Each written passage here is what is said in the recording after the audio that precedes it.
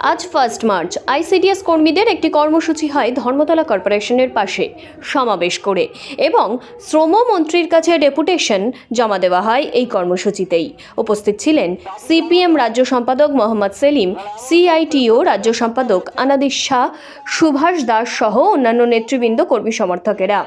সমস্ত আশাকর্মীদের স্থায়ীকরণ করতে হবে এবং স্বাস্থ্যকর্মী হিসেবে স্বীকৃতি দিতে হবে। ন্যূনতম মজুরি 26,000 টাকা দিতে হবে। সমস্ত আশাকর্মীদের পিএফ ও ইএসআই চালু করতে হবে। ইনসেন্টিভ এর টাকা একসঙ্গে দিতে হবে। গর্ভবতী মায়েদের তৃতীয় চেকআপের পর তার টাকা দিতে হবে। রুরাল আশাকর্মীদের ন্যায় আরবান আশাকর্মীদের অবসরকালীন 3 লক্ষ টাকা প্রদান করতে হবে। আশাকর্মীদের কাজের বোঝা কমাতে হবে এবং হেল্পার নিয়োগ করতে হবে। সমস্ত আশাকর্মীদের অবিলম্বে ড্রেস দিতে হবে। আশাকর্মীদের সাথে ঊর্ধ্বতন কর্তৃপক্ষের দুর্ব্যবহার করা চলবে না। অবসরের আগে অক্ষম হয়ে পড়েছেন এমন আশাকর্মীকে অবসরকালীন সুবিধা দিতে হবে। 2011 সালের পর অবসরকালীন সুবিধা ছাড়া যাদের বসিয়ে দেওয়া হয়েছে তাদের আর্থিক সুবিধা দিতে হবে। অবসরের আগে কোনো আশাকর্মীর মৃত্যু হলে তার পরিবারকে আর্থিক সুবিধাও দিতে হবে। দাবি জানাতে হয়, নাহলে এমন সব চোরচোট্টাদের সরকার হয়েছে, শিশুদের হক মেরে দিচ্ছে,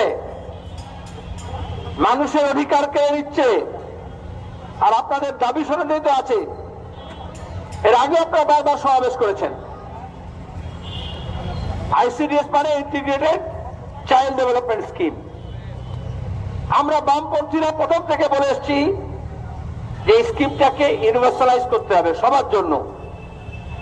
আমাদের শিশুদের স্বাস্থ্য, তাদের শারীরিক মানসিক বিকাশ, তাদের শিক্ষাগত অধিকার, মায়েদের আসন্ন সন্তান প্রসবা মা, তাদের রক্তাল্পতা, তাদের স্বাস্থ্য, এই সব ব্যাপার আপনাদের দায়িত্ব।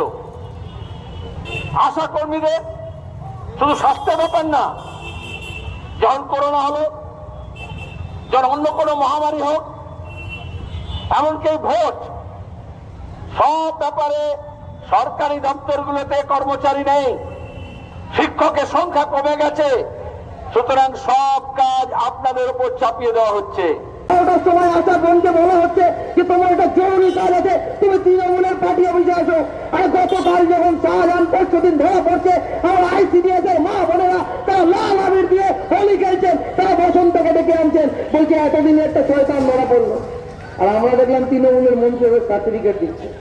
আর বড় বড় চোরেরা, যেমন আমাদের দেশের সরকার, আমাদের দেশের সরকার যেমন কিছু হবে না, আর আমরা মেয়েরা, আমি আইকাতলা বলতে চাই যে আমাদের ভারতবর্ষ হচ্ছে মেয়েদের জন্য সবচেয়ে অসুরক্ষিত দেশ হচ্ছে ভারতবর্ষ।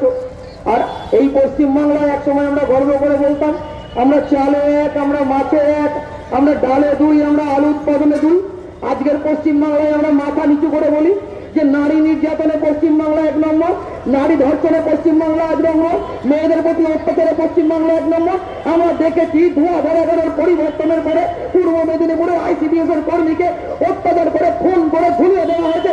আমরা জানি, সেই সময় আমরা প্রতিবাদ করেছি।